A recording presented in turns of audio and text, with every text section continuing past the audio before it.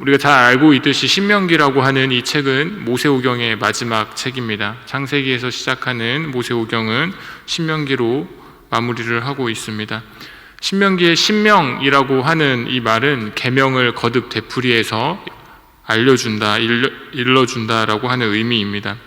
신명기 1장은 시내산에서 가데스까지의 여정의 그 역사를 회상하면서 그의 역사 속에 나타난 이스라엘 백성의 순종과 또 불순종의 이야기를 하고 있습니다.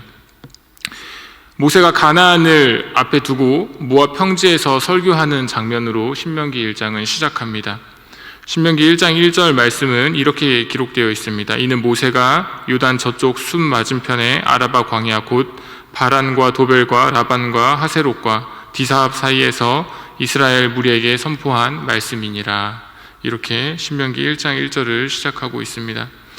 때는 아모리 왕 시온과 바산 왕 옥을 죽인 후입니다.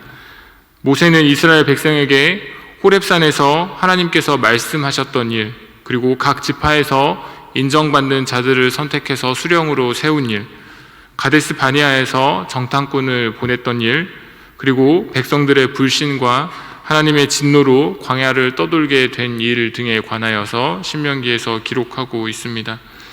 신명기 1장은 애굽에서 빠져나왔던 그 광야 1세대, 그 1세대가 사실 10하룻길 정도면 2주가 되지 않는 시간이죠. 10하룻길 정도면은 지나갔을 그 길을 무려 40년에 거쳐서 그 광야를 지나갔던 것을 말하고 있는데, 이것을 말하고 있는 이유가 있습니다. 그것은 바로 불순종이라고 하는 것, 하나님에 대한 불순종은 결국 백성으로 하여금 인생을 돌아가게 하고 인생을 낭비하게 한다라는 교훈을 주기 위해서입니다. 지금 모세는 광야 1세대가 사라지고 난 뒤 광야 2세대를 향해서 말하고 있습니다. 그리고 모세가 광야 2세대 앞에서 과거를 회상하고 있는 이유는 분명합니다. 그것은 바로 광야 1세대의 실패, 그 실패를 되짚어 보면서 교훈을 얻고, 그럼에도 불구하고 끝까지 이스라엘 백성과 동행하시면서 그들을 지켜주시고 은혜를 베푸셨다는 것을 가르치기 위해서입니다. 좋지 않은 기억을 떠올리는 것이 우리 인생에서 그리 달가운 것은 아니겠지만, 성도가 죄와 실패를 되짚어 보는 것은 여러 가지로 유익합니다. 경고를 받아서 올바른 길로 걸어갈 수 있는 교훈을 얻을 수 있기 때문입니다. 이뿐만 아닙니다. 은혜를 되짚어 보는 것, 지나간 인생 동안에 하나님께서 어떤 은혜를 베푸셨는지 그 은혜를 되짚어 보는 것은 더욱 유익합니다. 왜냐하면 성도에게 주어진 그 길을 걸어갈 수 있는 힘을 얻을 수 있기 때문입니다. 오늘자 날주 본문, 다른 본문입니다. 시편 81편은 시인이 과거를 돌아보고 있습니다. 이 시인이 과거를 돌아보며 하나님에 관한 교훈을 얻고 있는 내용으로 기록되어 있습니다. 하나님은 애굽 땅을 치셔서 이스라엘 백성들을 구원하셨습니다. 그리고 무리바라고 하는 곳에서는 물을 내어서 목마른 백성들이 해갈할 수 있도록 은혜를 주셨습니다.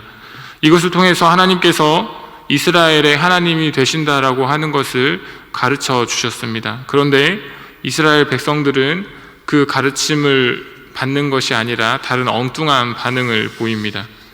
우리 시편 81편 1절 말씀을 한번 같이 보면 좋겠습니다. 오늘자 날주 본문입니다. 시편 81편 1절. 아사벳이 인도자를 따라 깃딧에 맞춘 노래라고 하는 표제가 달려있는 시편인데요, 우리 1절 말씀을 같이 읽어보도록 하겠습니다. 우리의 능력이 되시는 하나님을 향하여 기쁘게 노래하며 야곱의 하나님을 향하여 즐거이 소리칠지어다. 하나님은 이스라엘 백성들을 구원하시고 광야의 여정을 인도해내는 그 과정에서 이스라엘 백성들을 사랑하셨고 그들에게 은혜를 베푸셨습니다. 비록 이스라엘 백성이 그 하나님의 은혜를 망각하고 엉뚱한 반응을 보였음에도 불구하고 하나님의 백성이 하나님의 말씀, 하나님의 소리를 듣지 않고 이스라엘 백성이 하나님을 원하지 않았음에도 불구하고 하나님의 은혜는 계속해서 있었습니다. 하나님의 말씀을 듣지 않음으로 인하여 이스라엘 백성들은 때때로 징계를 받았습니다. 고난의 시간을 지나갔습니다. 시편 81편에서도 시인이 과거를 돌아보면서 하나님에 관한 교훈을 얻고 있다고 말씀을 드렸는데요. 본문이 과거를 계속 되짚고 있는 이유는 신명기에서도 마찬가지이지만 하나님에 관한 교훈을 얻기 위해서입니다. 하나님께서 우리의 능력이 되신다라고 하는 것을 분명히 하기 위함이고 그 하나님의 말씀을 따라야 한다라는 것을 강조하기 위함입니다. 시편 82편은 하나님 위에 다른 신을 두지 말라는 권고를 계속하고 있습니다. 그리고 오직 하나님만 참된 신이라고 하는 것을 우리에게 알려줍니다. 그리고 특히 이 시편 82편에서는 가난하고 곤고한 자, 곤란한 자를 위해서 공평하게 판단하시고 심판하시는 그 정의로운 하나님에 관해서 무게를 두고 집중하면서 말씀을 하고 있습니다. 오늘자 날주 말씀 또 다른 날주 본문인데요. 이사야 29장 1절 2절 말씀을 같이 보면 좋겠습니다. 이사야 29장 1절 2절. 이사야 29장은 남유다의 패망과 회복에 관한 이야기입니다. 오늘자 날주 말씀 이사야 29장 1절과 2절, 2절 말씀을 같이 보겠습니다. 함께 읽겠습니다. 슬프다 아리엘이여 아리엘이여 다윗이 진친 성읍이여 해마다 절기가 돌아오려니와 내가 아리엘을 괴롭게 하리니 그가 슬퍼하고 애곡하며 내게 아리엘과 같이 되리라. 이 본문에서 등장하는 아리엘이라고 하는 이 말은 여호와의 암사자라고 하는 뜻을 가지고 있는 단어입니다. 이 아리엘이라고 하는 말은 예루살렘을 뜻하고 있습니다. 하나님으로 말미암아서 아리엘 곧 다윗이 진친 성읍에 열방의 무리가 쳐들어올 것에 관해서 말씀합니다. 예루살렘이 징벌을 받게 되는데요. 예루살렘이 징벌을 받는 이유는 이사야서 29장 13절에서 잘 기록하고 있는 것 같습니다. 우리 이사야서 29장 13절 말씀도 같이 읽어보겠습니다. 주께서 이르시되 이 백성이 입으로는 나를 가까이 하며 입술로는 나를 공경하나 그들의 마음은 내게서 멀리 떠났나니 그들이 나를 경외함은 사람의 계명으로 가르침을 받았을 뿐이라. 위선과 거짓으로 점철된 신앙 때문입니다. 이스라엘이 하나님으로부터 멀리 떠났으나 하나님은 구원을 베푸실 그 계획을 여전히 가지고 계셨습니다. 듣지 못하는 사람이 말을 듣고 보지 못하는 맹인이 보게 될 것이며 가난한 자가 기뻐하게 될 것이라고 하는 하나님의 말씀과 약속이 있었습니다. 이스라엘의 자손들도 하나님을 결국에는 경외하게 될 것이고 교훈을 받게 될 것입니다.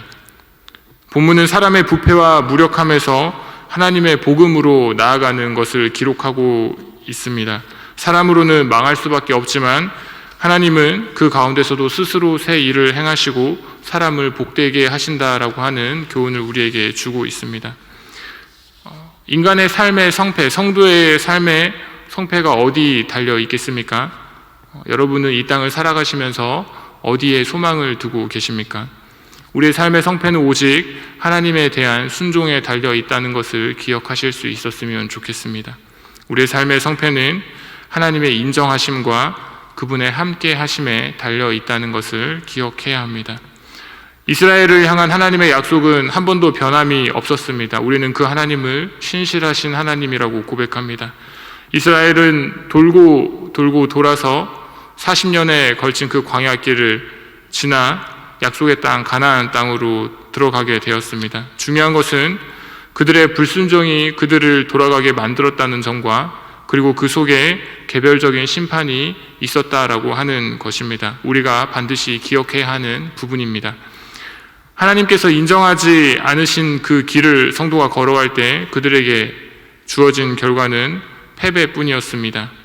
먼 옛날 야곱이 하나님의 약속을 신뢰하지 못하고 자신의 지혜로운 꾀로 결과를 앞당기려고 했을 때 그에게 주어졌던 한참을 돌아갔던 인생길을 잊지 말아야 합니다.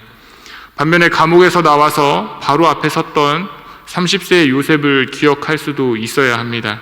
그가 고통과 괴로움의 세월을 보낸 시간이었어도 그가 하나님 앞에서 어떤 모습으로 섰는지를 우리가 기억해야 합니다. 요셉은 그 기간에 하나님께서 약속하셨던 그 약속의 말씀을 붙잡았고 믿음으로 나아가는 사람이었습니다. 하나님께서 자신과 함께하는 그 신이라고 하는 것을, 유일하신 여호와 하나님이라고 하는 것을 한 번도 의심하지 않았습니다. 결국 요셉은 하나님께 형통한 자라고 하는 인정을 받게 되었습니다. 모세가 하나님의 율법, 신명이라고 하는 것을 어떤 의미인지 제가 말씀드렸습니다. 계명을 거듭 되풀이하여 알려준다라는 의미인데, 모세가 하나님의 율법을 다시 되새기려고 광야 2세대에게 설교했음에도 이스라엘 백성이 가나안 땅에서 불순종한 역사를 언제까지 기억했는지 우리가 성경을 통해서 잘 볼 수 있습니다. 이스라엘은 오랜 역사에서 하나님을 계속해서 거역하였고 계속해서 배반했습니다. 그리고 그들이 하나님께 불순종하는 일은 끊임없이 반복되었습니다. 이런 이스라엘의 역사 가운데서 이스라엘 백성들은 돌고 돌아서 하나님께서 약속하신 그리스도 예수를 맞이하게 되었습니다. 하나님께서 결국 약속대로 그리스도를 보내주신 것입니다. 말씀하셨던 하나님은 그 말씀하신 것을 그대로 이루시는 신실한 분이십니다. 그러므로 성도는 하나님의 말씀에 순종해야 한다는 그 결론에 우리가 도달하게 됩니다. 말씀을 맺습니다. 사랑하는 성도 여러분, 오늘 신명기 1장 말씀을 중심으로 오늘자 날주 말씀을 잘 기억하시면서 우리가 하나님 앞에서 어떠한 태도와 어떠한 마음으로 서야 하는지, 결국에는 성도가 하나님 앞에 서는 것은 그 인생 가운데 순종함이라고 하는 것을 잘 기억하시면서 오늘 하루를 출발하셨으면 좋겠습니다. 주기도문으로 예배를 마치고 각자의 기도 제목으로 기도하고 돌아가도록 하겠습니다. 하늘에 계신 우리 아버지여, 이름이 거룩히 여김을 받으시오며 나라의 임하옵시며 뜻이 하늘에서 이루어진 것 같이 땅에서도 이루어지이다. 오늘 우리에게 일용할 양식을 주옵시고 우리가 우리에게 죄 지은 자를 사하여 준 것 같이 우리 죄를 사하여 주옵시고 우리를 시험에 들게 하지 마옵시고 다만 악에서 구하옵소서. 대개 나라와 권세와 영광이 아버지께 영원히 있사옵나이다. 아멘. 기도하겠습니다.